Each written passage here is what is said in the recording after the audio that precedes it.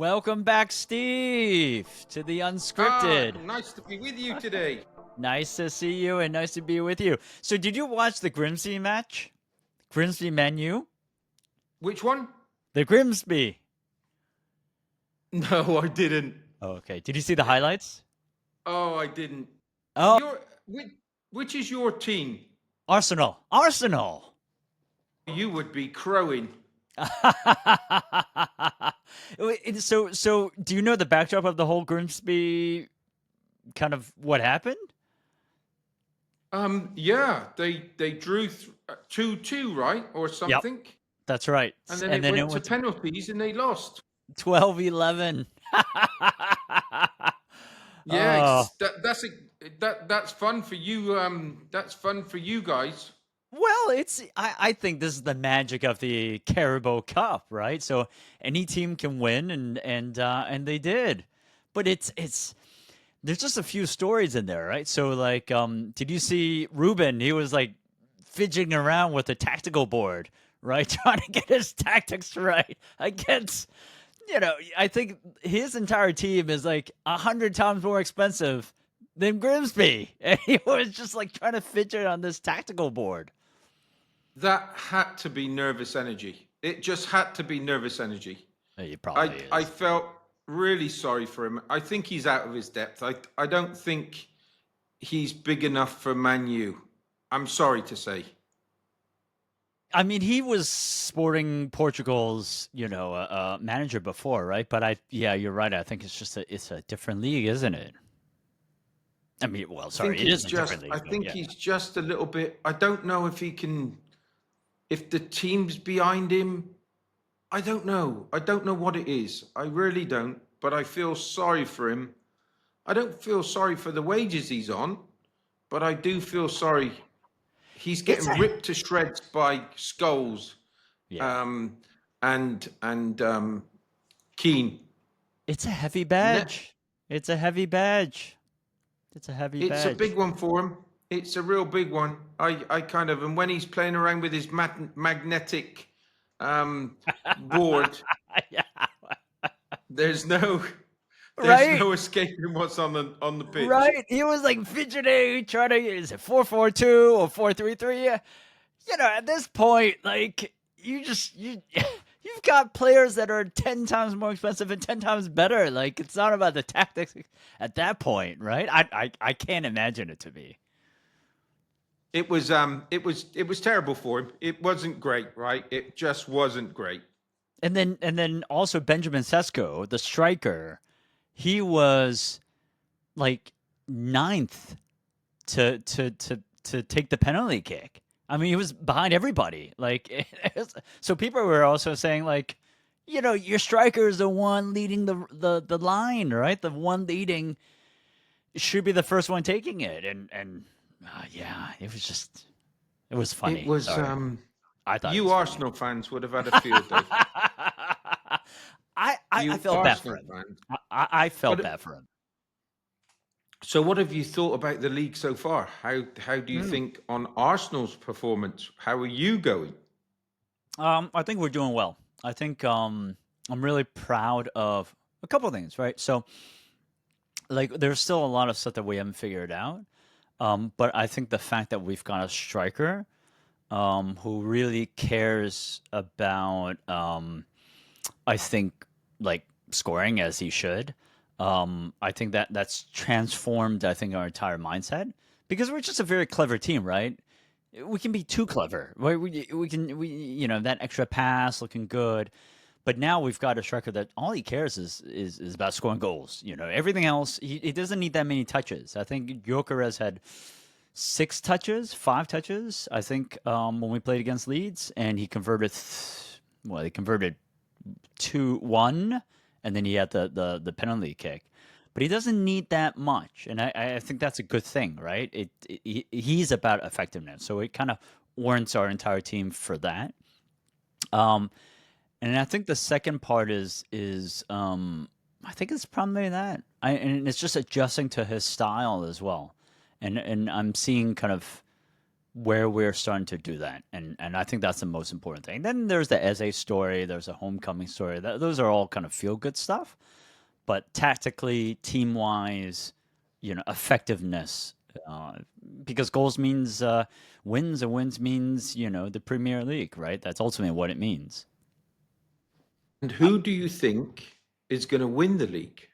Who have you been impressed with the most? Well, it's Liverpool and certainly not Man U.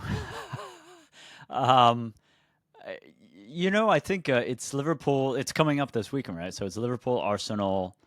It's definitely not City. They were brought down by the Spurs. Spurs actually look pretty good. I didn't take a look at the highlights. My ex cousin in law is a Spurs fan, so he was telling me all about it, and I should definitely watch the highlights because Thomas Frank did split Man City apart. So I think the Spurs might be actually all right. Um, yeah, I think I think those three. Fulham, I have a soft spot for Fulham because there's a few Arsenal players out there. So they drew against Man U. So I have a soft spot for them. Um, Did you purposely bring up Fulham's name there? no, what do you mean? Well, we got beat by Fulham 2-0 in the Oh Carabao no, Cup. no, I didn't. I didn't. We Wait, got when was beat. this? When was this? This was, I think it was on Wednesday evening. Oh, I think I did see that. That's right. Fulham 2-0. Oh yeah, that's right. I Who know you scored? brought it up on No, purpose. no, no, no. I didn't mean to. Um, I'm was it a good game at least? I mean, yeah. I think we gave them too much respect, as the manager said, and I quite like. We started off well the season, but we just give them too much respect. We just gave them too much respect, and there is a difference there is a difference in between the Premiership and the Championship. It's harder to get out of the Championship, but it's it is quite a drift. But I like Leeds. I do like Leeds. I Um, think they played actually not bad for where they were. They didn't play poorly, I think. I mean, just Arsenal is Arsenal, right? Again, like, Premier League teams are very different from Championship teams, right? So I don't think, I think Leeds can kind of, maybe it should have been 5-0, maybe like 3, but I think they can hold their heads high. yeah, I think so. I think that was maybe giving Arsenal a lot of respect. I think they do when you first come up, Yeah. and it could be overwhelming that you're playing Yep. these teams. Yep. But I think West Ham are in trouble this year. I haven't seen any of their games. What are they at? What's their They are definitely I think they got real trouble. I think they got real trouble. Let's take I'm a look quite here. impressed with. I think Everton's going to do quite well this year. Yeah, my friend and business partner is an Everton fan. He went actually to the new stadium. He said it's quite nice, quite nice. First game in the new stadium. And it's right by the water, right? It's on the harbour. I think he was saying that. Yeah. Um, what do you think about Nottingham Forest? What's with all that nastiness and team stuff? And the manager says I don't trust the admin. What's going on there? I think it started when he won the cup, right? Did they win something? And I don't know too much about the owner. I think the owner has got a lot of stuff that he's very impulsive with. Um, and he could, whether he's saying things behind closed doors. Um, the guy's done quite well there, right? I think so too. Right? Nuno, Yeah, Nuno. He's done quite well. I think he's done really well, and I think, yeah, I I think don't like think it's going to last. it's one of the things. It's also I was listening to what's his name, Simon Leonard, I believe. He used to be an ex chairman of a football team, and then he's on Talk Sport. Simon Jordan, Jordan, yeah, there we go. And he was talking about something about kind of owning a football team and like the trials and tribulations. I think maybe it was reacting to like Man U or something, but it was like I think. even like owning a football team. It's not as simple as just like, buying it, right? You have to have the capital to buy it. But then owning it and knowing when to back off, knowing when to trust your team. Um, I think it's also a skill, right, to own a football team. If you take a look at Ratcliffe and Man U, I mean, and what was it like? Getting rid of, I think, the canteen, getting rid of last year. It got rid of like old staff, getting rid of I think the players' pension, or having that. Yes, I know you have to take a look at every bottom dollar, but I think there probably are better ways to cut costs. Wages for one, right? Wow. Who would want that? I did an article on LinkedIn the other day about my friend that I went into his place and I said to him, look, how much is it you've got to,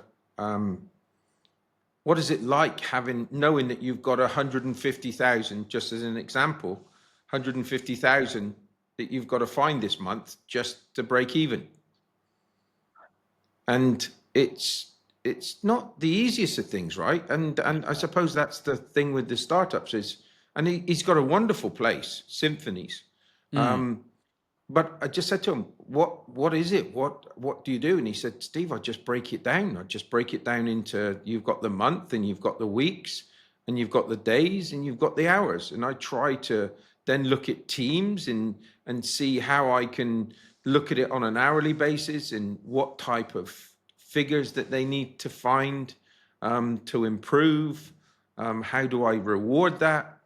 And yeah, it's and just going back to the football side, there's so many working parts within a football club. I think so too. But having said that, Um, right? If you were to own a rugby team or a football team, which one would you own? I'm just a Bristolian at heart, and I would say Bristol Rugby and Bristol City.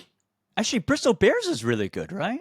Bristol Bears, that's what I It's mean. yeah, We yeah, put all that's these right. names with them now, Oh, right. Oh, so but it's yeah, they're doing good.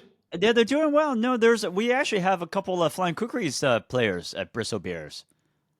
Yeah, Yeah. we're doing okay. Um, Bristol Rugby is up there.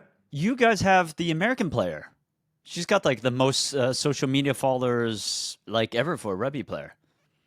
The American, is he American or was he? I thought I heard something the other day that the Welsh guy that went to the NFL. No, no, no, no. There's somebody else. Oh, what's her name? Let me get her. I'm looking for her right now. Bristol Bears woman. So she Ah, is. we're Where is talking she? about the women. No, I Ah, right. must admit, Yeah, it's the woman. What is her name? I can't look at Iona. all these teams. I've got one. I suppose I've got the one team, and you know how it destroys you if you've lost. Yeah. So if I've got three or four teams, then I don't want to be destroyed three or four times. But yeah. So her name is Ilona Maher. Maher. She's a center, United States. So she is, yeah, she's quite popular. We have us flying kukris in Hong Kong has someone. What's her name? I'm sure she plays for Bristol. It's I think it's the one team below the Bristol Bears. Um, let's see, what is this? I forgot the name of it. Anyway, yeah, I'm pretty sure she plays for Bristol. No, but I guess my question is like I think rugby I think always like struggles to break even. Like it seems like it's really really difficult. Versus I think with football, I don't know. I feel like football is a little bit easier to break even.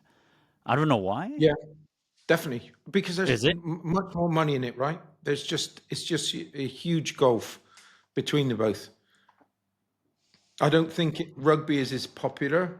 There was a time that they were improving that, but I think rugby is one of those that you've got the diehards. You're either a rugby player or a Right, or football, a football player.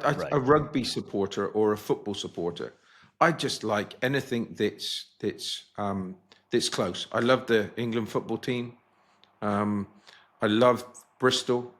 I do like Tottenham in a way, only because What? Gary Oh, Mabbutt. oh, Steve, I Steve, do. Yeah, I did you do. not I do tell me like this Tottenham. before? Okay, My grandmother, because I was always at, I used to go. I used to go to school on the 22 bus, and we used to get to school on that. And if you go on the top deck, Gary okay. Mabbutt was always on the, and this was when he was playing for Bristol Rovers reserves. So we would always go on the top deck and and sit with him. And my friend, my good friend, his sister really liked him. So I used to embarrass her by telling him that she likes him when she was up there too. So so yeah, but it was always a liking, and because Kevin Mabbutt, his brother, um, they were both. He was Bristol City, so he was Bristol in the Bristol City team when, excuse me, it wasn't the Premiership; it was the First Division, Right, right, right. and so he was a hero of mine. He was another one. Chris Garland, Norman Hunter was there. Yeah, there was just so many to Donny Gillies. But there was some good players back then. So Kevin Mabbutt was one of those, but they both had diabetes. I Yeah. think. I Okay. think so. But I think they had the injection side of things. So it was a little bit tough for them. But then Gary Mabbutt went on to be even a bigger player than Kevin. I hope you're not listening, Kevin. But he went on to be the captain of Spurs. And my grandmother bought me a Spurs shirt, and it was the most brilliant white shirt, shiny, different kind of. When you looked at it different ways, it had different patterns in it. Yeah, and I like Glenn Hoddle. Okay. Yep. I like Manager. Ginola. Right. Yeah, these were players. These were players. So Ginola, remember Ginola? I used to think he was fantastic. I don't remember him. No, I never followed the Spurs. He played for Newcastle. He was excellent. I liked him. Perryman, I remember Perryman. I remember Ardiles and No, I don't know any of these. Villiers Ardiles, or when they won the FA Cup. Yeah, I kind of football's a really good one. Are It's there? one of those Yeah. games Are that you there? can get. Sorry, Yeah, you can get into. Are there any Qatar teams? yeah, there are some Right. Qatar teams. Yeah. Really? Do you have a Qatar team? Um, if anything, it's Al Sadd because they have a section of fans that when they go to the big games, they'll be playing all their instruments. Really? Oh, that's fun. And LSAT. yeah, I kind of like them. I wish that they would get more people turning up to the game. Really? Okay. They don't get as many, and I think that I suppose it's what you're used to, but I think it would be good to get more players to the game. Um, but that can improve over a period of time. I would love to own a football team one day. Um, I think for me it would be like owning maybe like an old French team or Italian team, like something where it's like really grassroots and community based.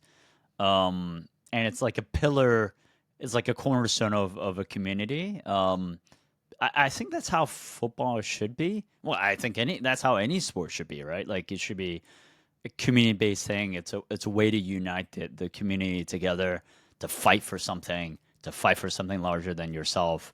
Um, yeah, and the commercialization I think is inevitable.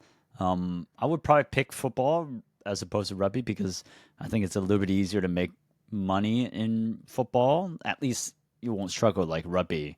Um, and then I guess there's also a goal, right? You can move up the leagues, and I think with rugby, again, I don't know how the leagues work in rugby, but I feel it's probably just because the number of players are not that as many, right? It probably is a little bit more concentrated. The big teams are more concentrated versus, I guess, with football because there's so many different players. There's just more wiggle room for clubs to go up and down. Yeah. Yeah, But you need a. I think with I think if you go through a bad spell, that community could turn on you very quickly. And I suppose, and I had a friend that used to be the mayor of Bristol, Okay. and I could never understand. He was like, he was a younger friends of the family.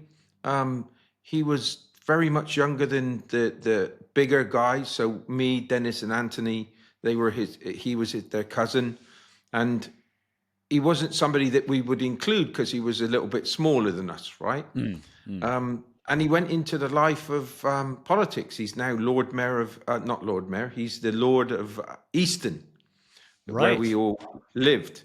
Right. And I could never understand. And I said to him quite a few times when I was talking with him online to look up and say, why do you put yourself through it? Why? And yeah, it's great to be part of that community, but whatever you do, 50% is not going to like you. And the kind of what you get from the 50% of people that don't like you is Mm. just incredible. I And I all you're bet. trying to do is trying to do some good. Yeah, I know. I bet. No, actually, no, when you were starting to talk about that, I was like, to some degree, my rugby club is like that. I wouldn't say it's a thankless job, but on the other hand, like there's a lot of work that goes into it. There's a lot of work that's unappreciated. Um, and with the rugby club, it's kind of like that. I'm actually a member of the school board as well. Um, I don't think that's thankless, but I definitely think that um, that's hard because there's a lot of parents are naturally like passionate about different issues, right? So you really get the parents into it, um, and then you've got the schools. Actually, I was going to write an article about this. Both the school administrators and the parents, it's kind of like two pairs of parents. They both a set of parents. They both want what's best for the kid, but there's just different ways of expressing it. There's different values. There's different backgrounds, and so they're not exactly the same, but the ultimate objective is the same. It's for the betterment of the kids. And so oftentimes with my experience with the Malvern board already is that there's a lot of translation that needs to happen. Um, because everybody wants what's best for the child, but there's a lot of translation between the parents and the school with the parents. And then there's just so many stakeholders. Then you've got the school, and you've got the senior management team, you've got the teachers, and anyway, it's very complex. But to your point, then yes, I think those type of positions, right? It oftentimes becomes thankless type of jobs. But I guess your friend is just really passionate about Bristol.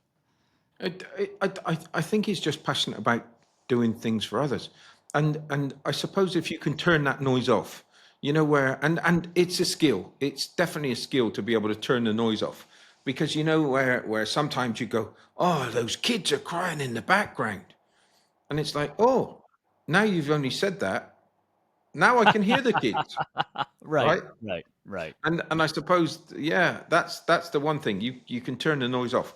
I say to anybody that's doing something out of their own time, um, is pretty good.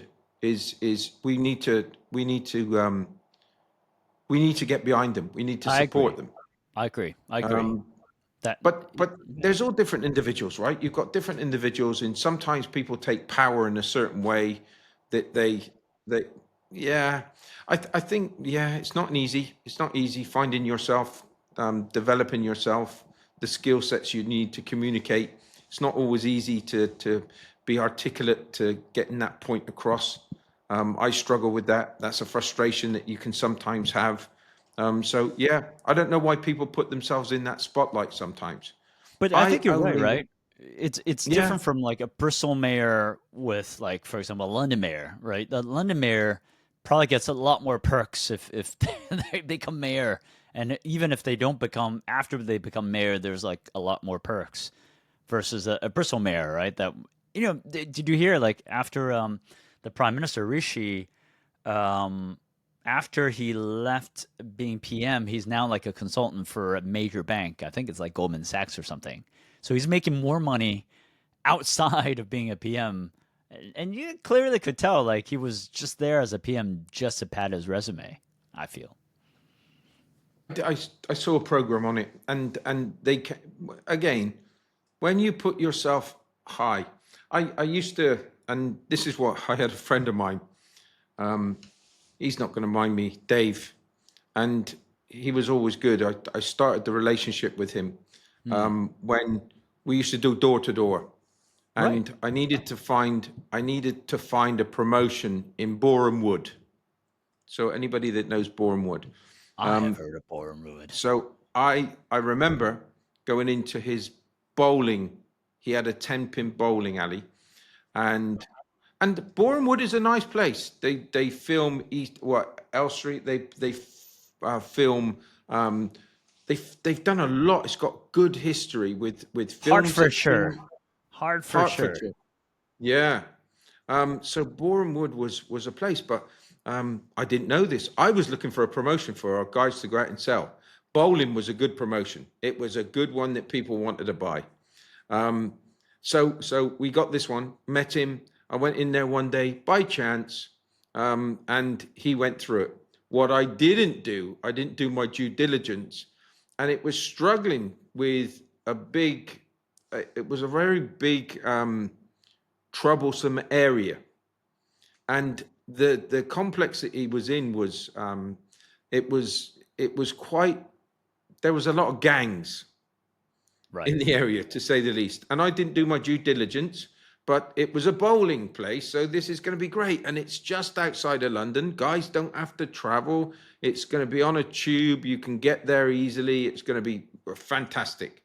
So we signed it up. I didn't realize that it had a bit of a reputation, but our guys they were keen, and we did a good job on it. And we turned that facilities, what we did was we pushed the gangs out of that area, and we Wow. brought good people in, and we had an effect on it, quite considerably. Now, I've told you that, so I'd always worked with him from there on, and Hmm. we had several places that we did different campaigns with.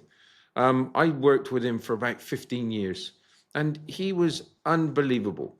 And he he told me one day, he said, go in cold pitch, go and knock on the door at Ronnie Scott's. And I was like, oh, okay. So I went there, and we went there and to do their free leaflets. I think I may have said this before, but we Hmm. did their flyers.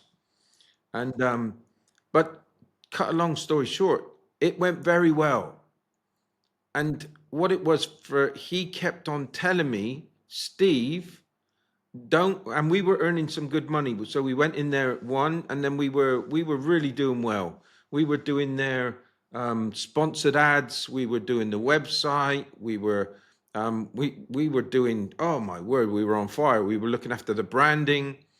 And he said, Steve, I told you, don't raise your head up into the top of the profit and loss, because as soon as you start getting yourself noticed, somebody is going to want to shoot you down. They don't, an accountant doesn't even care the services that you're going to do. They're just going to look at how much you're taking out of the company. Right. And I didn't want to listen to that, because I wanted to do so well for this company. And it was just, they were needing my support. And then all of a sudden, we come to the top end of the profit and loss. And guess what? The They cut. accountant just went for us. Oh, wow. And those are the true reality. So again, where does that fit in with what we're saying? Is like, there's going to come a stage where you're going to become very vulnerable once you start getting more and more popular, or you're doing a good job, or there's a lot of envious people out there, right? There's a lot of people 100%. that don't even know you, but they'll dislike you. How many people have instantly disliked somebody, because I don't know, because they didn't like them, because they don't even know them, but something would have influenced them to have said, no, that person's not good. The tall And I poppy think that's, syndrome, or the tall poppy gets cut down. yeah, Yeah, it's I it's it's not easy. It's not easy becoming a public figure. It's not easy. I don't, even though we do our podcast, it's not something, with me, the podcast is all about that other person, the story. I just got to come up with the top not topics. I don't ever prepare for any of my podcasts because I want it to happen there and then. I want us to find and explore together. And Mm. for me to be able to look at the excitement on their face because we're talking about a certain subject. They're talking about their parents or that coach that found them, that discovered them, that they were playing volleyball one day, and some You know, coach looked up and said, yeah, you could be a great basketball player. but And she but went on Steve, to be yeah, the ladies' captain. She went on, and this is a Qatari lady, went on to become the ladies' captain of basketball for Qatar. And now she's doing the 3-on-3. She's a woman referee in the three on right, three basketball. right. So these are all things that yeah, But then you talent. like in Qatar, you're well known. Like, is it because of all your work? Because you're on the internet? I don't You know, think do you I'd get like to your think that MVS? You yeah, know, I'd like to think that it was just the work. Um, I went to a university yesterday, and I took one of my friends. She's quite big in the education side, and she was able to help them just by being there. She was helping them because she's quite senior, and she was able to talk through their problems, and she gave guidance that was just sometimes it was common sense, but it was because the other person was possibly feeling that they wanted to tell them how good they were, and they've got this but she was just really nice and explaining. So why am I saying this? Because you've that's what I do. I just mm, put people together. I know mm, some special individuals that have special talents that sometimes they struggle to not push themselves, mm, but they struggle to get out there and meet new people. mm, That I mm, see the talents within them, and I just want to bring those talents out. And sometimes that's just pushing them to mm, go and meet more people, to mm, go and have these meetings and be confident in what they're producing because they're doing their job really well, mm. but they've got so many more gifts that they can give. And the legacy, I talk about the legacy quite considerably, because I always thought that I wasn't worthy of a legacy, right? We all can have that feeling, but we've got to believe that we've got that. I think that's just one of those things that people need to believe that they've got the ability.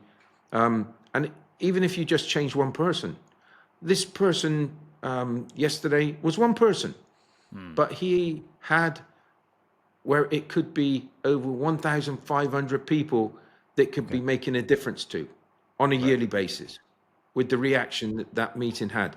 And then you think about the knock-on effect, the ripples, where that's going to have an effect on the parents. That's going Mm, to have an mm, effect on how successful they're going to be, the mm, reputation that they're going to have, mm. the way they get from 400 students to 1,500. And then you'll have the people that will knock them. Okay, you're this good because you've only got 400. Right, You right. know, wait until you get bigger. You'll soon see how it gets difficult then. So Mm, there's sometimes I think that these are the areas that we can be sometimes brutal with when it comes to mm, other people that just mm, want to make a difference. Go make a difference. It's a wonderful feeling. And I think that's the only thing that keeps me firing. After I went there, I finished it. It must have been about 9 o'clock last night, where I had one guy over from the States, um, and he was getting himself tied up into company formation, for example.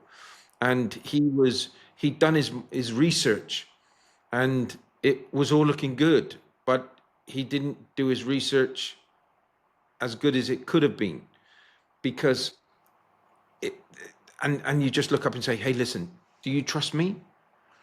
The people that you've spoken about, do they speak highly of me? Do you trust mm, me? mm, Because I'm going to get four of your problems solved within 2 hours, but you're going to have to hold on because everything that you've been taking nearly 3 months to do, I'm going to possibly do it in 2 hours. And those are the effects that you can have on people. And the thing with it is, and I knew from him yesterday, it wasn't that he didn't trust me. It was just that everything that you thought that you knew wasn't correct. But you sometimes you've got to listen to somebody and trust them. I could see that he was resistant at sometimes, and then as soon as I saw that little bit of resistance, I would make sure that I emphasize whether it was the person that we were meeting, or just in a way that we talked before, Mm, just to mm, make him feel more comfortable, mm. and that it was okay. You've done some really good work, but this is the reality. So I think this is what we do. This is what I do. I think that's what you're really good at. Like when I think about you interviewing, so one, your voice is very good, if I may say so. It's quite sexy, but it's not just that. It's your ability to, I think, bring out, like, stay in the moment. I think, and to bring out like the best out of people. And I guess sometimes you don't know in a conversation how you're gonna do it because you just don't know, right? Like what's gonna trigger them, but you're able to stay in the moment and then respond to the cues, right? Whether it's something they said, whether it's a, twinkle in the eye, whether it's a, a tear, something. And when you see it, you react to it and you're able to draw that out. And I think that's what makes you not only a good interviewer, but I think, how do I put this in words? Like you're able to be a good interviewer because you can stay in the moment, and because of the good interview skills, you bring out the best in people. You show the best part. Today I've got the situation I'm in today. It's a Friday with us. It's a day off. Um, I work hard, but I know I met somebody at an event on Wednesday, I think it was. I met somebody at an event, young guy, very talented. People told me that he was a genius, very talented, and he looked up and he said, "Do you mind if I got a message when I was out working last night. Do you mind if I meet up with you Okay. today?" And I thought about it, and yeah, there was a slight pause to look up and say, "Okay, I'll be there. Just tell me where. It's going to cost you a coffee, and A heavy price. let's go and see. Let's go and see." And I've been thinking about that today, and I'm seriously thinking that I'm gonna I get up at the moment about 6:15. I'm thinking that my day's not started. I'm literally thinking whether it Mm, works or not. mm. Is just going saying, right, I'm at this coffee shop today. If you want to pass by, come on by. Come and have a coffee with me. Come and ask me any questions that you may have. So I'm really thinking about doing that, because that also gets you busy, and you don't think about your problems, right? You're always Mm, consistently thinking about other mm, people's, and it just does deflect some of those issues that you may be facing, or that can get you down, and that affects you. It's a distraction, and those distractions, then they're the biggest things in your life, right? So when you've got those distractions, everything else suffers. So yeah, it's just finding ways to. It's like you doing your Tai Chi, right? It's like it just helps you from a mental perspective and a physical perspective to operate at different levels that sometimes you didn't even realize that you could reach. yeah, what you just kind of said, right? Just kind of made me think that that's also another, when I see your interview, and it's also when you meet, you meet face to face, and when I'm here with Steve, you are in the moment. You don't seem like you bring any judgments or anything beforehand to the conversation. It's where we stand, where are we now, and let's talk as if time didn't exist, right? As if we're just talking one on one and spending time together. And I bring my full, yeah, just the way you interview. It's that. It's hard to describe. It's like I bring my full self. I hope that you're bringing your full self. I'm not going to bring any judgments, and then let's see where the conversation goes. That's your superpower, Steve. Your presence. But you should see the kind of the, oh my word, you should see what I've got to go through. I think I may have watched 4 or 5 podcasts out of 450. I just hate myself. I listen to myself, and I realize that I jump from subject to subject without even finishing that first But one do that you I was talking about. do you watch your own stuff? I try not to watch my own stuff. I don't watch I've watched 4 or 5 out of 450 podcasts. I've only watched 4 or 5. I've only watched 4 or 5 because yeah, because you look, with me, I'm one of those people. I remember in the early days where where you had websites. There was a Mm, Dreamweaver special. mm, And what you could do is you could have a brilliant design. This is in the very early days that you could do a Dreamweaver special. And the Dreamweaver special for us was doing a great design, putting it into Dreamweaver, pressing a button, and you'd get a website back. It would have everything you needed to get started. Unfortunately, everybody, and this is about the knock-in. So we were just smashing it because what we were doing, we were providing this website, 5-page website. We were providing 1,000 letterheads, comp slips, business cards. So we were doing all of this, and we were doing a great job. But you had the knockers come along and said, "Yeah, but your websites, they're not search engine friendly." And we're like, what's search engine? What is SEO? I have no idea. Why are mm. you running us down? And then I went and learned search engine optimization And and you're like, oh, transform. we need it. Right. Yeah, of course. And that's, I think, with me. As soon as I start hearing somebody say something, um, I just got to go off and try to improve myself. I've Mm, got to try to, I say myself, not myself, but you'll get, it's about so it's all about the visual. It's all about the sound when it comes to podcasting. mm, It's trial and error. mm, I've mm. gone through many different times where I had we're talking about football. I interviewed Mohammed, I can't remember his name now. I'm terrible with names, by the way. Um, it'll come to me. But he was the Okay. Yeah. only Qatari that Okay. scored a goal in the World Cup. I did a good interview with him before, Qatari. and then I done a good interview. I done an even wonderful interview afterwards, after the World Cup, Okay. and I never Nice. turned the sound on. I Oh, pressed the really? button, but Oh no. exactly. I can't even talk to the guy. I'm so embarrassed. What did you say Muntari, afterwards? Mohammed Muntari. Montari. Okay. He was unbelievable. He was such a great guy. And in the beginning of so he was from Ghana, okay, Okay. originally. Yeah, Mohamed So Montari. Right. As he became first goal scorer what a great, 2022. great, great guy. What a great, great, great guy. So he came to Qatar when I think he was 17, 18 to to to become a footballer. And it took him years to break through. Okay, years. And what he did was he built up a reputation with the country, and then all of a sudden he got into the Qatari team, and he was a valuable member in the Qatari team. But what it was those people in Ghana said what a terrible, terrible, terrible person he was. Really? Selling, yeah, he didn't. He got pelters. I'm telling you, he Right. really Okay. did get pelters. Wow. And all he wanted to do was he wanted to improve. He wanted to help his mum and his family, um, and his friends around him. That's all he wanted to do.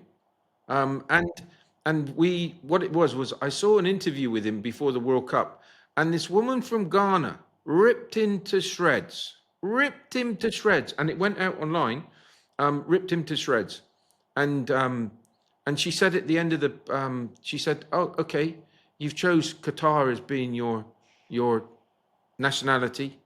Um, Sing the national anthem." And he chuckled to himself to say, "No, come on, you're joking." And she went, "No, sing the national anthem."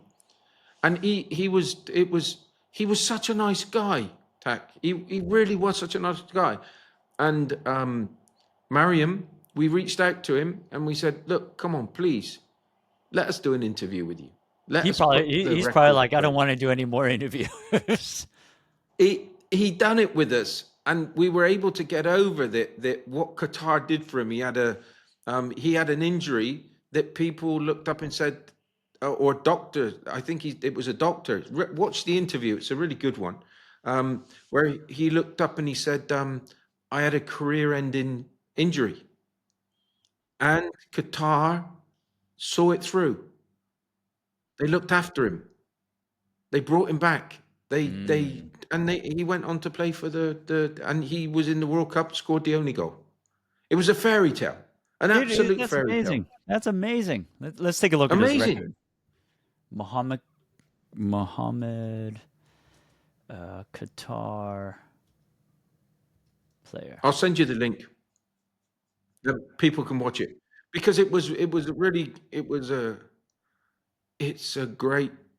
This is the thing that I love about, right. And as I said, it's not me with the podcast. I'm pitching a ball up to somebody so that they can bat it out the park, right? And it goes. It's funny that we were talking about Bristol rugby, or rugby. I remember I used to play for St Thomas More School, and we were up against the best team in Bristol, which was Whitfield School, Okay, got it. and we were, oh God, we weren't a great team, and we had to go to their ground. They were physically tougher than us. Men, I won't say mentally, they just always won. Right. And we knew that we were going to get beat, but what it was my uncle came to see the game. Okay. And it was like, oh my God, it's still part of my DNA now, because he came to watch that game and I had the game of my life. And absolute, the respect I got from the other team, but I had the game of my life. And it was Mm. only because my uncle was standing on the sideline cheering me on.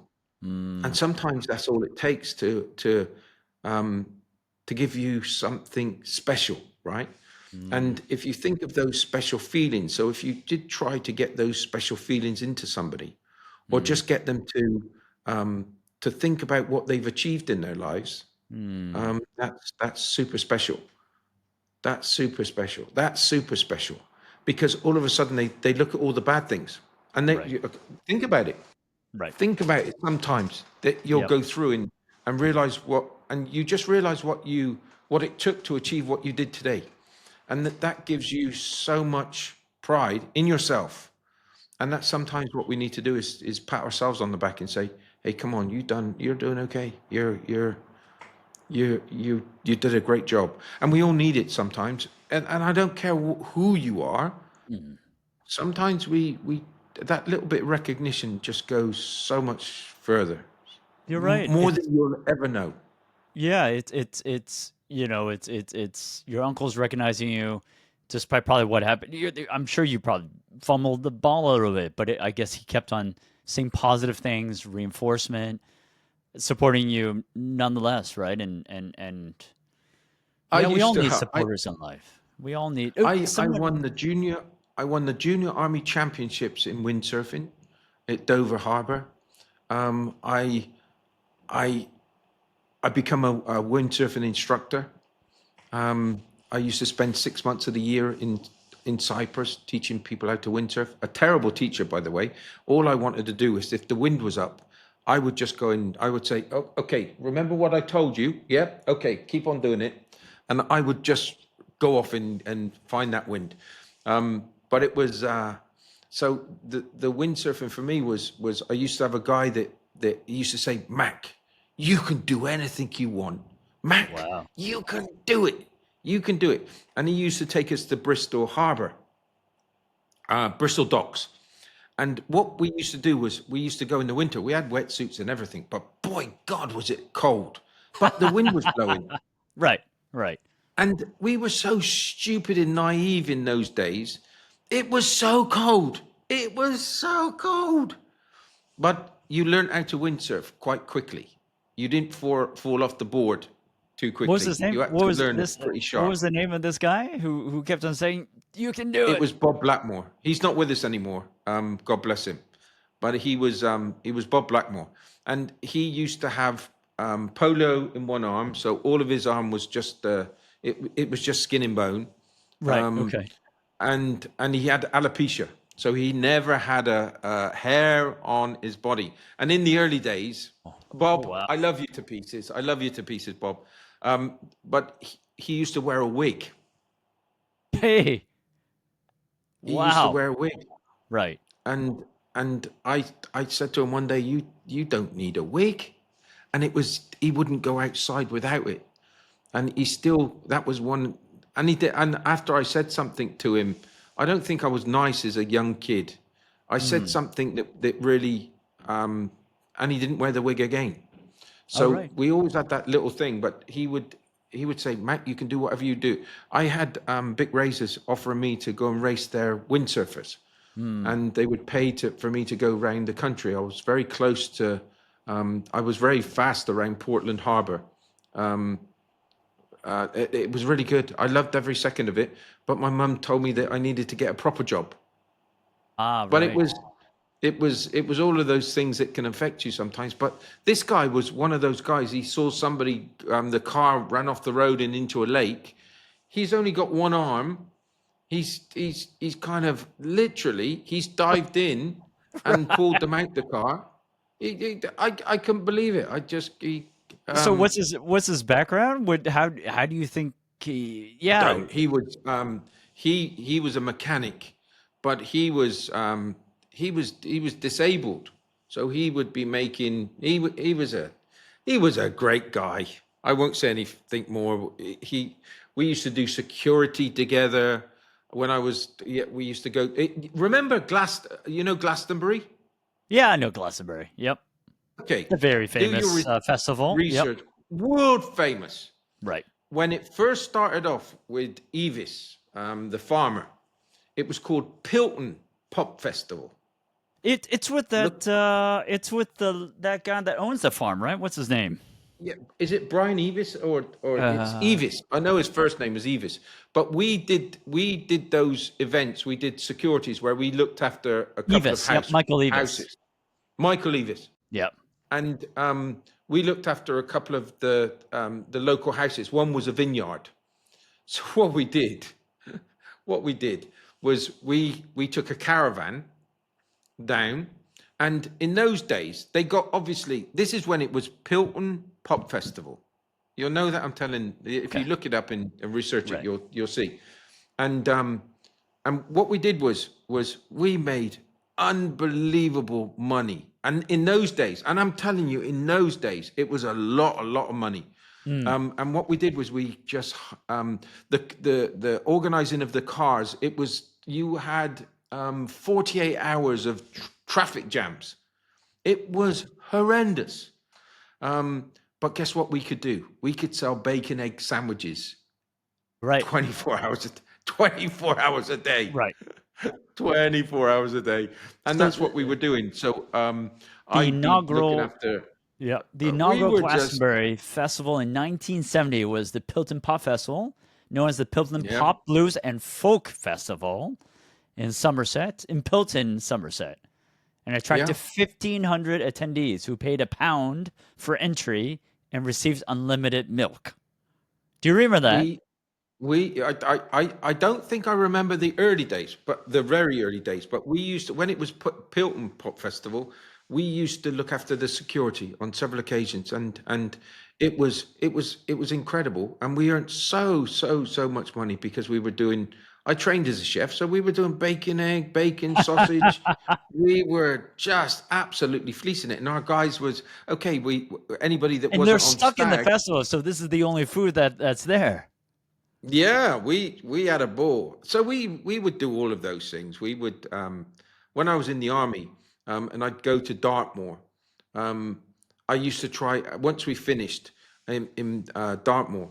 I used to try and get a couple of because we'd always go through Bristol, right next to Bristol, to go back to Aldershot, and I used to try and grab a couple of days because I was one of the senior boys, and they used to drop me off. And as they dropped me off, what I did was Bob would be waiting for me at the services. I wouldn't even get home, and then we would just go out different places and go in different. Oh dear, it was fantastic. But yeah, God bless him. He was a great guy. And why I'm saying this and telling you this story is that you have a chance to make a difference in people's lives. You have a chance. You have an opportunity. Don't miss out on it. Don't miss out on that wonderful feeling that you could get with adding some value to somebody's life. That's so anything that was done from my grandmother, from Joe, from my mum, all special, special people that added something. Not always good. You couldn't understand it sometimes why they were punishing you like this, or saying, like my mum saying, "You don't make money like this. Go and get a proper job." Um, if I was only a couple of years later, it could have been a whole lot different. But But then, I but didn't ever lack yeah, those people around me to tell me that, Mac, you can do whatever you want. I And I think did. that's yeah. I did whatever I wanted. Yeah, it sounds like basically you're basically saying like, look, there's a lot of people that can help with like I don't know, many different things, right? They can help with their skills and service and money and capital and all that type of jazz. But I think what you're trying to say is also like you can make someone's a difference in someone's life just by encouraging them, right? Like it starts with that. Obviously, if you can help with other things, great. But it just starts with that very simple thing, right? Simple, absolutely simple. But and this is where, yeah, being a mentor, Mm, as people say, it's like, I hear so many people saying, yeah, but we want mentors that's been there, done it. mm, Been there and done what? What are you looking for? Because mm, sometimes, yeah, I'm never a finance guy. I'm never going to be doing projections. I'm never going to try and guide you to make those right steps. But to overcome some difficulties you're facing, or sometimes seeing the wood, being able to see the wood from the trees, mm, um, mm. that's where you that's just comes with experience. But But never you be know what, afraid of. Steve? Yeah, but you know, Steve, that's actually probably even more like important, right? Like people that can bring, let's say, those spreadsheet skills, right? Like they can only do one thing, the spreadsheet skills. What you're offering is, or what you're talking about is someone like, I'll be your cheerleader, I'll be your comfort, I'll be behind you every step of the way, and and I've seen it all. So it's more than just spreadsheet, right? It's more than just whatever that one interaction because I've got that experience. It's life experience. It's like life. It's a coach to some degree. It's I like a went life coach. I went to what did I do? I went to the Olympic Committee. I think I told you I went to the Olympic Committee, and I'm not going to name any names, but I told them, I said, when I did these interviews with different people, they were asking me to be their manager. Could I help them with their Mm, social media? Can mm, you, and it's that trust. They need somebody to trust, somebody that's going to be on their shoulder, mm, that isn't going to look at that idea that they've got, or isn't going to kind of that isn't interested in how successful that they can become, mm. but they're just leading them in just to be that right individual. And I think I was having a conversation with the university yesterday, and I'm saying we've never got to be afraid of leading. Sometimes you've got to do that, even if you don't know how to lead, right? Mm, It's a scary thing, but what you've got to do is you've got to rely on your experience, and you've got to rely on that belief that whatever challenges that you've got to face, and mm, whatever way that you've got to guide somebody, mm. what you've got to do is you've got to believe it yourself. And sometimes you've got to have that blind belief, and having that blind belief is just having the right reasons for doing it in the first place. But you You know what? don't. Actually, yeah, that's a really good point. Like leading, I find so part of this the school conversation, right? So now I'm in this part of the school board, and very accomplished people, a lot of accomplished people on there was like 15, 20 of us, but then there are very few leaders. And because for example we were talking about one subject, we were talking about like I don't know, school food, right? And there was just a lot of moaning about the school food. And then I was like, look, people, like we can moan forever and we can continue to moan, but what are we going to do about it? So what are we, you know, what's the main issue and what are we going to do about it? And what you just said resonates with me because it's like, I was surprised. I was just like, oh, these are very accomplished people, but Yeah, there are not that many leaders in the world. Well, relatively than compared to maybe before, right? And I don't know what it is, and I couldn't place my finger on it, but yeah, I still don't know. But it's just like you said, right? I guess it's a belief, it's a desire to lead, it's a conviction, um, and maybe that's all that's required. I don't know. I think what you've got to do is the first thing you're saying about and I have got the experience of being a chef, but what I whether it's it I don't do chefing anymore, but I what I do make sure that is that I know what it's I try to empathize on what shoes they're walking in, how what are they up against, what are the difficulties that they're facing, um, what and I try to, and whether it's a guest or whether it's anybody, I just try to put myself in their shoes, right? So when you're talking to me about improving the food, okay, I've got the food side of things, but I would just go and walk in their shoes. I would go and see what the problems that they were having, or what the limitations. It could be because the budget's not great. It could be because they haven't got enough staff. It could be that they've not got the right training or education, that they only know certain things on their menu. How do we develop them? So these are all the things that I look at to kind of to identify and to feel Mm. what the issues that they're having. Again, and I'm not going to name the university, but I had some really wonderful experiences there where they Mm. invited me to come to an open day, two open days, and I met the president of this university, and he was a great guy. Um, I say a great guy. When you meet somebody and you take a liking to him, you think to yourself, I'm willing him to be a great guy. I want Mm. him to be a great guy. And Mm. but the same story comes out when you hear this, oh, we're a great university, we're this, we're this, we're this, we're this, we're this. I'm thinking, okay, I want you to be. It's like I want you to be. I'm willing that singer on the stage, on Mm. that competition. I'm willing them before I've Mm. even heard them. I'm willing them to do well.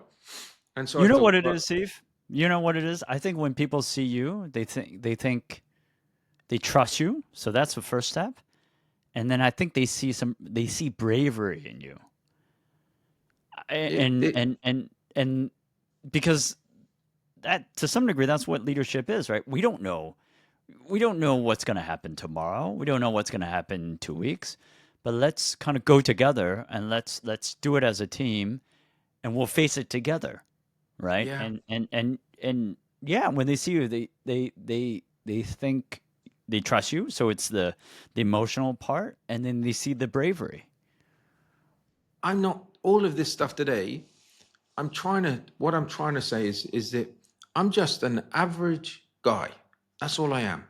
It's just making that little bit of effort. It's not, I don't want to celebrate Steve Mackie because I don't celebrate Steve Mackie. I celebrate other people that I come into. So there was a lady that I met at the open day, and I didn't know whether I should introduce myself or talk to her. And I started talking to her, and we did an article on that talk because I thought that she was absolutely amazing. And we did an article in LinkedIn, and literally we had virtually all of our school teachers coming in to comment on how wonderful she was. And this was a Mm. lady that was unassuming, but all of a sudden she came up to me and with a tear in her eye, Mm. saying, "I can't believe how you got me to tell my story." Mm. And I didn't, because I didn't realize I had one, Mm. Mm. and again, it's just those little things that you can do for others, that they can go off and you can create ripples by the work that they do for others then. And that's how they're going to lead their lives, is they're going to try to emulate the nice things that happen to them. And we've all got that ability. We just got to make the effort. And Mm. sometimes that's the most difficult thing, is making the effort, because we're all going through these we've all got distractions in our lives that are taking up all the space. Mm. Very true. No, I could write a book about your techniques. In fact, I'm trying to understand what you do. And it's so simple. I kind of, I, I've had it where people have come up to me. We had a, It's with the simple, but podcast. yeah, but it's Simple. simple, but but not everybody can do it. If it were so simple, why can't everybody do it? I Just don't think because it's you've got that to make the simple. effort, and that's Oh, that, you think? and you've got to have that belief, and you've got to you because it takes a time to do it. But sometimes you'll have people that you know what they say about people falling. I'm never going to fall in love again. I'm never going to fall in love again. You can't do that. You've got to. If you're going to get hurt, you're going to get hurt. If somebody's Mm, going to abuse your kindness, what do they say? Don't ever take my kindness as a weakness. Have you heard that mm, saying?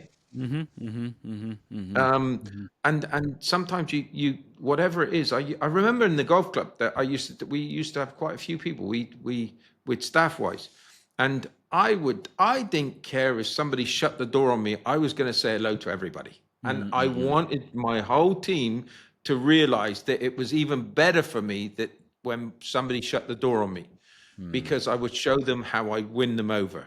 I would mm, show them how I would affect. Yeah, I would do mm. that. And those are the little challenges, but those are the rewards that you can get. I still got the distractions. But the, those distractions get taken away by you focusing on somebody else. I've yeah. If I can distill the Steve Mackie's principles, it's like let me give it a try. It's like it's showing up, being consistent, having an open heart, being brave, and shining the light on other people, giving first. That's yeah, being And in the you know moment. something, and it's like, and it's okay. I don't care if people think this is a weakness. I don't want to be a unicorn. Hmm. I don't want to be a unicorn, but I do want to carry on doing what I do. This is the biggest rewards that I can get, and it's like you've got to. Sometimes you've got to just go for what you believe in, and don't buy. I think sometimes we can get to a stage where we believe to ourselves that we've got to constantly improve, Hmm. Hmm. and sometimes you've just got to reflect on what you're doing, because sometimes that's enough. What you're doing is enough. If you just reflect on those things that you're doing, you can that you don't need to improve. You're doing a great job. You're doing a fantastic job. Don't keep pushing and judging yourself. And I think sometimes that's the thing. Another word of wisdom. No, I that's important because in this new kind of the younger generation really want to improve, right? They want to optimize. They want to yeah optimize right every second, every minute they want to do this and they want to improve and I'm not saying that's a bad thing, but right sometimes it's enough. You have enough. Yeah, we don't all have to find that we don't have to all get out of our comfort zone. Yeah. Yeah. I think that's the one thing that I remember being taught. Ammer, and he was a footballer, he was an architect, he was a painting, and now he's running one of the most. Oh, it's just incredible.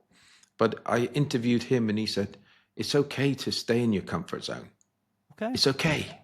It's Okay. like not everybody has to get out of it. It's okay to be what you want. And I suppose my stepfather that brought me up was that factor. All he wanted to do was buy his own house. That's what he wanted to do. And he I used to put see. into insurances, Prudential, different insurances all over his life. And you'd look at him and you'd say, what are you doing? What are you doing? And he'd do this constantly. And I remember him going to the council, Bristol City Council, and saying, okay, we want to buy this house. And they're Mm. saying, sir, you're 70, 75. Nobody's ever going to mortgage you. And he said, no, no. And he pulls out of his pockets and a Right. carrier bag, this money to say, I'll pay for it cash. Wow. And that's all he wanted to do in life. And he's the best man that I ever know, because he brought three kids that weren't his own up, and he gave us the morals of a saint. He just really helped us so much. But he achieved all his goals. He achieved all of them. So yeah, stay in your lane. Sometimes you're doing okay, but we And just I need to love be that. reassured. I like the fact right now that we've got the prayers in the background Yeah, to bring us back into in it. Sometimes it's it's enough. it's enough. It's enough. Thank God. It's Sure. enough. Yep. Yeah. But I'm That's a sorry that really I've done lots of the talking today. It's no, kind no, of no. I think that's really important. Yeah. I would say maybe it's not even just sometimes, oftentimes, right? Yeah. No, because social media and stuff, and for the younger people, right? They see, oh, this person's doing this person's in Bali, this person's in Dubai, having the time of your life, of their lives, and it's easy to want something more. And I'm not saying that's it's not a bad thing, right? To want, but not a bad thing. but oftentimes it's also appreciate what you have, appreciate you have a family, appreciate that. You have 2 meals a day or 3 meals or whatever. There's something thankful there. Some like You, I've always enjoyed like those type of like prayers, right? I'm not religious, but before a meal, you would thank God for a meal. Um, yeah, just to be thankful. be thankful, and that's what I like about the. They go and pray. They pray 5 times a day, and they have conversations with God 5 times. Make me a better person. Try to help me. Try to, it's really special. I think the power of it, where everybody goes in and shares that community, it's really good. But one thing I will say to you is that I think I told you I had two girls that we mentored for the British Council and the British Embassy here in Qatar. Anyway, it's one of those. And they they still talk to me now.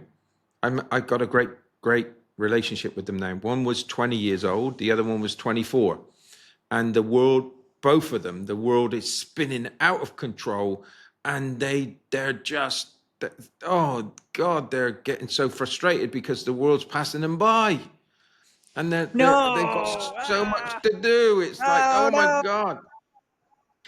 So I looked up to both of them, and it still stuck with them. The one girl, I said, when was the last time you heard the birds singing? When did you really hear the birds singing? When did you hear that beauty Yes. that Yes. that is just with those simple things in life? And I said, obviously it's a metaphor. I said, but what are you missing around you that is just as good as those birds singing? What is it? What are you missing? And it had such an effect on them that the lady said, I always, she said, it's just done so much with my life now because I've got this walk when I go to pray on a daily basis. And instead of going in and praying to God, what I've got is I've got that whole world, whole walk to the to the to the church, not church, to the mosque, where they can go and pray, right? And she says, I'm constantly listening to those birds singing. I'm constantly getting closer to God in even that longer way through my walking. And she said it's had such an effect on me where I then look for those nice things around my family. And she said, Mm. I thought you were a little, I just didn't know what I was going to learn from you on after that first session. And she said, I kind of, it was incredible. It was, and now I lead my life where I'm constantly trying to listen to those birds. And Oh. again, it's a metaphor, but there are lots of things. It's just sometimes the distractions are greater. They drown out those things that we should be really focusing on. I actually subliminally I've tried to teach that to my kids. So oftentimes like on the weekends, this is Hong Kong, right? So people are quite wealthy. So on the weekends they would go to Tokyo, they would go to Bali, and we actually try to keep it very simple at home. We stay home on the weekends. I'll go I'll cook a storm on Sundays. I'll cook a Last weekend we cooked a lasagna, and I try to get the kids involved. And they were involved as well, cooking lasagna, and I try to make it a point of emphasis of what's enough is being at home, being with family, being together, enjoying each other's company. It's not the flying everywhere. We have some kids that have private planes, right? But it's not that. It's not the social media. It's just, yeah, being at home, being with loved ones, hanging out, laughing, enjoying music, um, is enough. So I guess in my own way, I've tried to do that at home, so that the kids will know that's enough. That's happiness. Yeah. And it's like there's so much that it's creating those habits that are going to have such an effect that you would not believe in years to come. Mm. And I'm not perfect. Well, without a shadow of a doubt, I'm not perfect. But it sometimes you've just got to kind of have methods of rebooting yourself. Mm. No, yeah, When no, you find 100%. yourself on that slippery slope. Yeah, it's actually no. This conversation made me think about that. Yeah, we because we live far, right? We live far away from downtown. We kind of keep to ourselves. We go to school and do rugby, so it's not sometimes because my wife questioned, we're not going. We should go in the city more. We should travel more. I was just like, I don't know. I think I want the kids to know. I think there's a certain age. Yes, at some point we're going to bring them more, but yeah, if we just because I think yeah, I've seen a lot of kids grow up with me that they're always pursuing the next thing or they're just not satisfied and I didn't want that for my kids. I wanted them to understand enough and what does that feel like? For example, the old headmaster, the previous one said being bored is good. Again, most Hong Kong parents are like, what? Just because every Saturday is full, there's always a class, or Sunday there's a class. And then I said to the kids and I said to the missus, I was like, look, let's just weekend, let's not do anything, And she's like, what? Joe is doing Spanish lessons. Jane is doing, ice hockey lessons. And I was just like, yeah, let's just let them explore and see what they want to do and be bored and paint or whatever. There's plenty of stuff at home. I think we've been better for it. We've been better Oh for it. God, it's like now I do want to put the ice hockey boots on. Now that you said about, I want to put those. Although I'm 59 next birthday, and I do worry. I've got this fear now. But oh God, would I love to put a pair of ice hockey boots on right now? You've Would got I a, love to get a I'm stick? sure. Do you have a rink in Qatar? I'm sure you do. There is a rink. I just if I because of my age, I'm just worried that I kind of Oh, I don't want stop to it. break. You'll be Yeah, fine. exactly. Yeah, you'll But be fine. I'm going to share the bit of social media because that was what we used to the Dave, the guy I told you Yeah. about Dave. He Villaggio used to have a Mall in has that. London. In London, we there Yeah. was a place called Queensway, and Yes, it you were was saying in Bayswater. yeah, Bayswater, and it was he had this ice rink and bowling centre. And I did all the social media for over 10 years, and it was really good because you had to put yourself into those mindsets of what kind of customer you were trying to attract. So Mm. the weekends, if it was Easter, we'd have this bunny Mm. rabbit, and I'd go and hide it before it all opened. I'd sometimes hide that bunny rabbit in a different way, but if anybody saw it, they would get a Cadbury's cream egg. So we would Right. always play these games. And I Oh. always wanted to do, which I did it. And it was done on the first time. So I put my phone, my iPhone, and I taped it to a hockey stick. And then I followed somebody around. I'll send you the Oh, video, but I okay. That's followed fun. somebody around. And then he went and scored the first. And he had this, you had to hit it to the corners of the net. Otherwise, you had this board that it would keep the puck out. But the first time he just went round, we skated round. I followed him around, and he shot it into the top left-hand corner. That's fun. It was really good. So I like skating. Skating, I haven't done it in a while. I used to play like rollerblade hockey.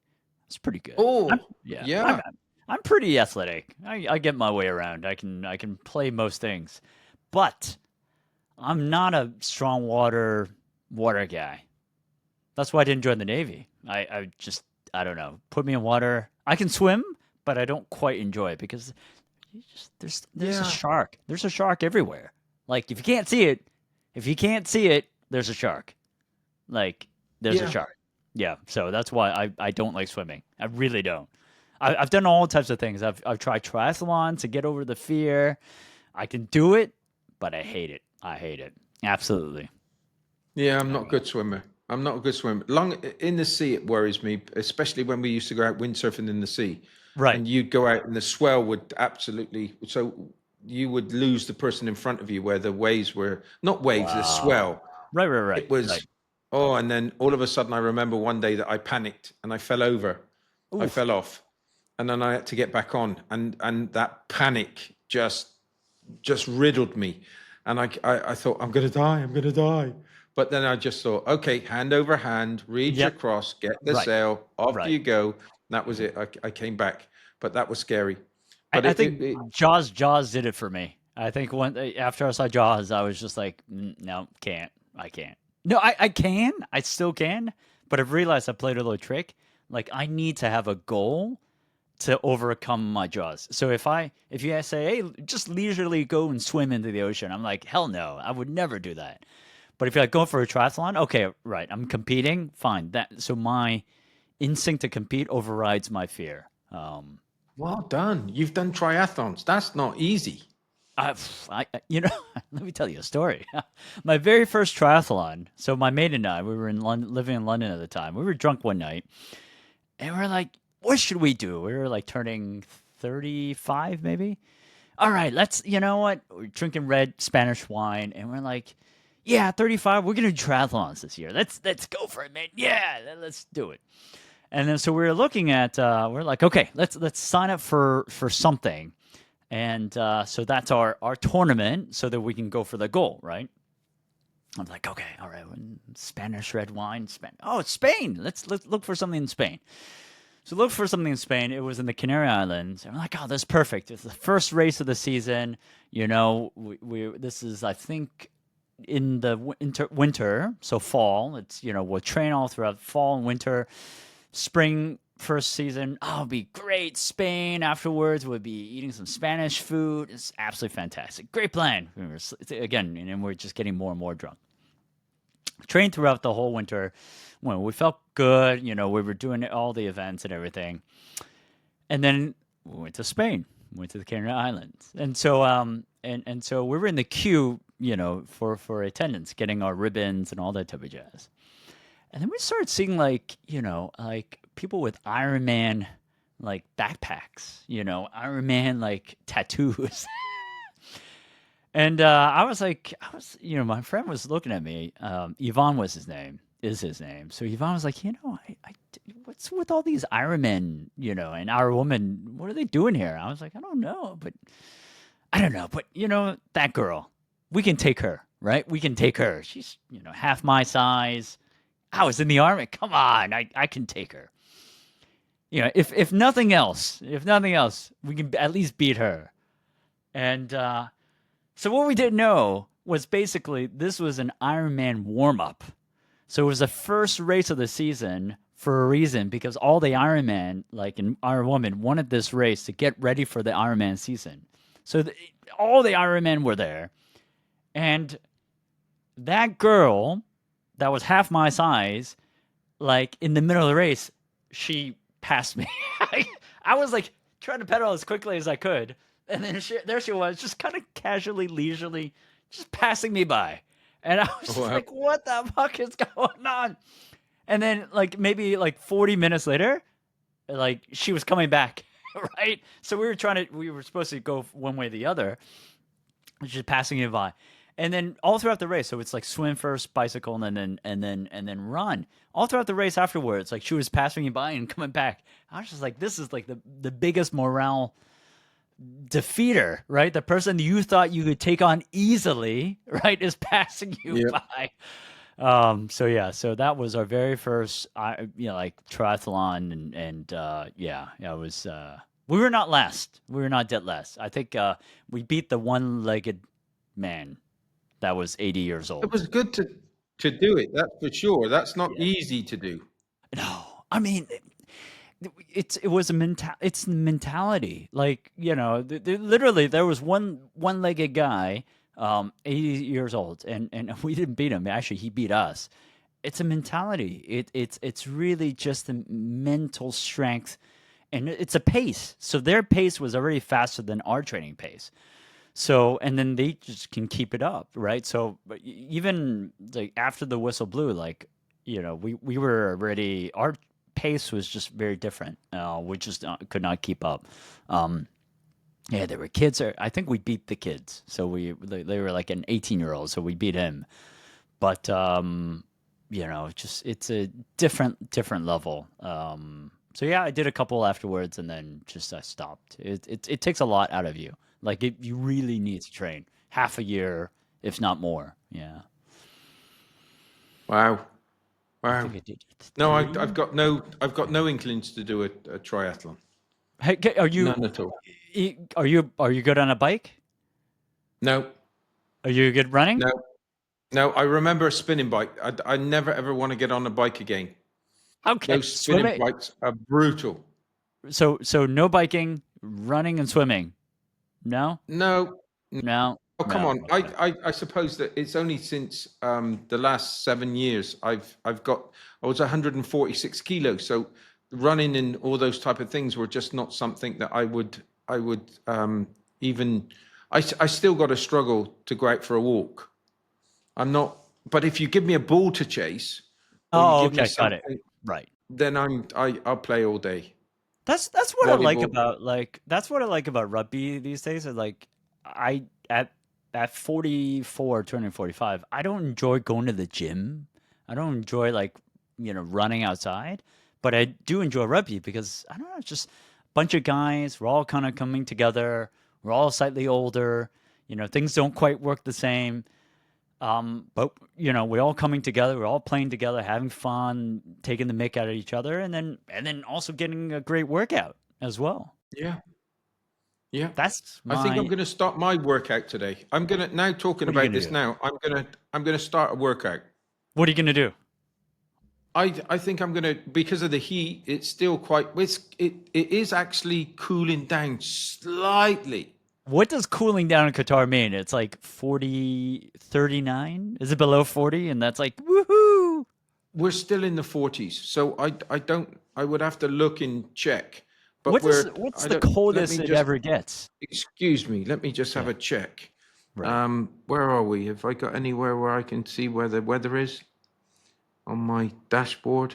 Uh, I'm gonna see what is the is there a wet? coldest. Oh, I can't Let's. believe that. We're 38 at the moment. Oh, that's cold. Everybody bring out the jackets. Oh, well, you said to me before I started. You said to me before I started, "Is it cold out there?" Well, you did it. Yeah, you had the jumpers. I was like, what? I've got my cardigan on, right? I've Yes. got my Yes, that's so right. I've got the air conditioning blowing down on me, and it Okay. was like, yeah, I The kind of, the but it's very lowest humid. the lowest temperature ever recorded in Qatar is 1.5 degrees Celsius. Did you know?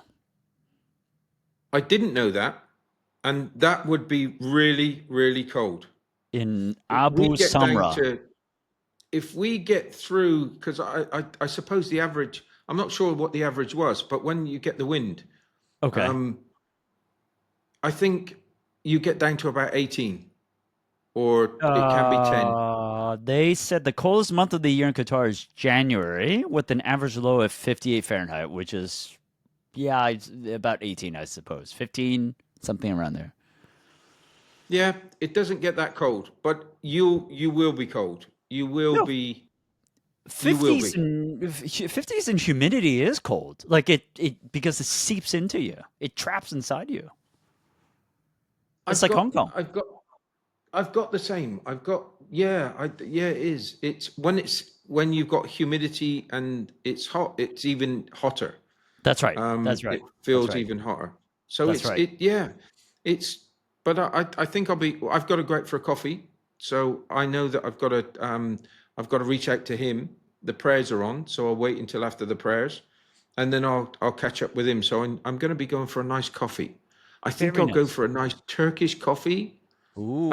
Although I'm diabetic, they give a little kind of Turkish delight with it, which is on a Ooh. little stick. I know. Um, Those are incredibly sweet.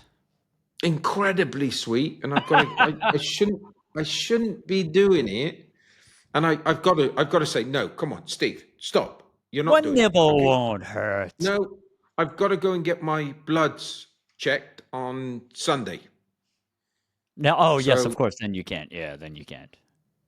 I've got to be on great behavior. The So Shalite. I never. there's a You little know. competitive edge. Drink water, drink water. Get this sugar out of your system. Get it Do down. you? Don't Yeah. forget to take your tablets. Do you guys have really good dates there? Whenever I'm in the Dubai Oh my airport, I word. oh yeah, Yeah, of course. I love getting Yeah. dates from like Dubai airport. The dates are just absolutely fantastic. They're Yeah. really good. Those tiny little things are just they're complex. It's not just sweet. It's like sweet and honey and peachy and you know. Yeah, dates are wonderful. It's Really like good. when you do the Ramadan, because I did Ramadan quite a few times where I can't do it now because of my diabetes, but I used to do it all the time. And to break your fast with a date, oh my word, that is Really? something else. Oh, right. That Just is because something else. I guess you haven't eaten all day. Just so to describe the flavor, I guess you haven't eaten all day. You're craving for something, and then once you eat it, there's this explosion of flavors because you haven't eaten I all day won't long. say the flavors. I think the sugar rush. They're incredibly sweet. They're incredible, and they're quite complex with what they're giving you, right? It's natural sugar, obviously, Yes. Yes. but they are pretty good for the system, the digestive system. Yes. Yes. So So once you eat, then I guess you get this huge sugar rush, and you've got this energy for energy high for a bit. Then yeah, you'll have some Laban. You'll have a kind of dairy product. It's like a yogurt. okay. That's really nice. And then you'll have the soup, and then you'll have I call it a grabber meal. You'll all sit on the floor and you'll have the trays of food and you all eat with your hand.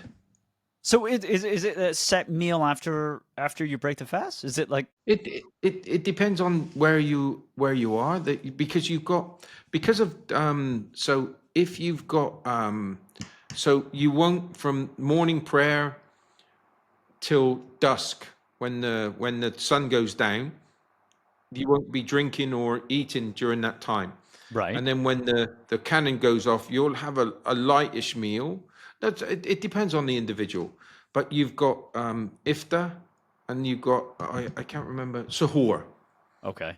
And then you've got another breakfast as well that you can go to. But you've got three meals that you can go to. Yeah, it's normally rice dish with lamb or Mm. chicken, or it could be uh, you could have camel in some occasions. What else could you have? There's all these different dishes that you'll have, but it's nice to share with people. It's nice to have a Mm. conversation. And Um, that first meal, you probably don't want to. Your stomach's probably tinier, right? So you can't really eat that much anyway. So you're just kind of nibbling, trying to yeah, get back into the eating thing. yeah. In the first couple of days, it's one of those that you'll probably eat too much anyway.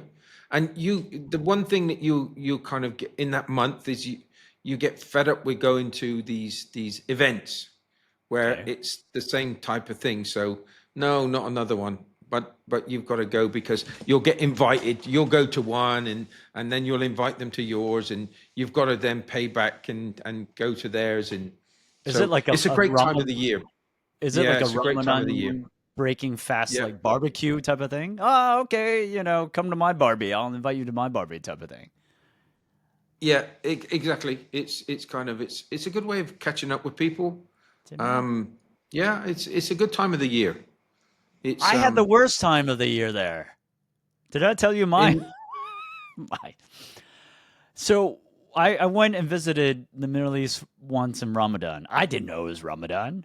Um, and so I went to Bahrain and Dubai on that trip, and I was jet lagged. I was hungry when I couldn't get food, and I couldn't get food, and yeah, it was just all a mess, and it was miserable. And then once I was on the plane, I was on Cathay Pacific. Once I was on plane, I was like, "Give me all the food and all the water that you can," because I haven't eaten for days. And it was just, it wasn't Ramadan itself that was bad. I think it was just the jet lag and everything else. I think if I were properly there, acclimated to the time. If I were invited, it sounds like if I were invited to these Barbies, I think it would have been a much better experience. But obviously, yeah, it wasn't a good time to try to visit and get over jet lag. yeah, yeah. It takes some getting used to, and when you get to the end of the Ramadan period, you really you can't wait for it to be, because then you've got Eid, and when you've got Eid, it's the Christmas, right? It's where everybody's giving gifts. So yeah, it's a Wow. good time. It's a really good time of the year. You just got to get used to the eating patterns. That's the only thing. And it's not that is it. I say it's not that difficult. It can be. There are some. It's your mind playing tricks on you that you get this sensation that you want to eat. Oh my God!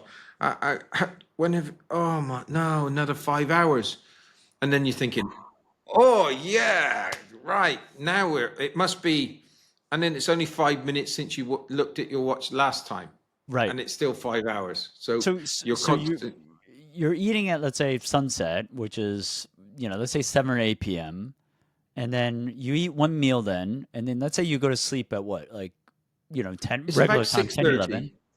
6:30. 6:30. Because the one thing that I suppose the one thing here, and I don't know what it's like in Hong Kong, but you're constant with the time, the sunset all year round. So it's between a 1 hour gap. In the Oh, right. UK, Yes. we're looking at 10 o'clock sometimes that the sun you've got sunset. I couldn't do Ramadan in the UK, that's for sure, Right. Got it. Ah, right. Okay. Got it. So it's because it's constant. dictated. You Right. could be having light for 20 hours. It's like Sure. or Right. 18. That's just I couldn't do that. That is sacrifice. That's And then hardcore.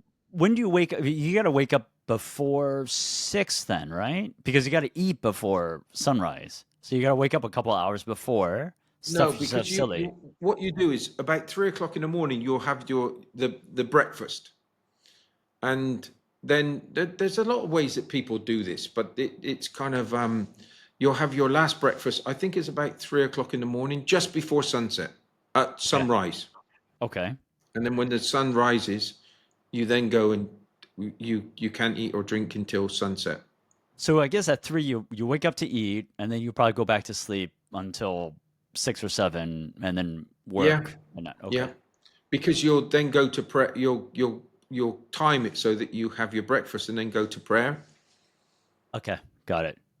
So people So go to sleep at well, if they have to wake up at 3, they have to sleep at what, 8 or yeah, something? the Right. sleep pat the timings change here.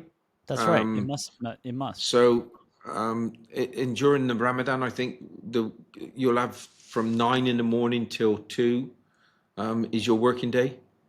Oh, is that right? Yeah, so they're really again, it's a great place.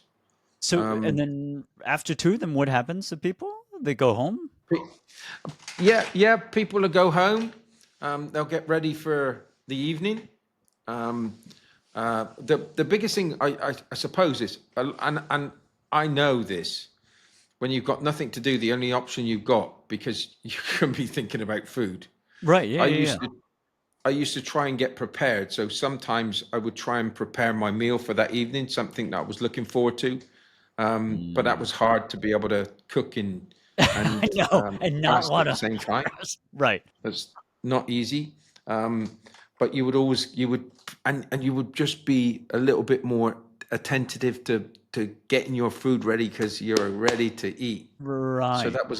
that's a good thing. Um, but you used to sleep. There was times that if it was really tough, Right, of course. then at 3 o'clock you would just go to sleep until 6 when the sun went down. See, I see, I see, I That's an see. easy way of doing it. But so in the first few days, you'll kind of it could you could be in a state that you have headaches. Um, you do have headaches in the beginning, getting used to it. But then it once you get over those first 3 or 4 or 5 days, it becomes easier. So On that note, should we give it a go? Should we end it? that was really You good. have to I get in. enjoyed this one. That was It very was good. a good one for me to reflect, right? I know. And I enjoyed actually hearing. I enjoyed hearing your distillation of all your different ideas and experiences. I'm not saying that they're right. I kind of Yeah. yeah. No. No. But I think that's to some degree. I think that's the essence of Steve. Anyway. I, Okay. yeah. Okay. All right. Thanks, Steve. Thank you. It's wonderful. I hope we're back next week. Ciao. Ciao. Good on you. Thanks. Cheers, Tack.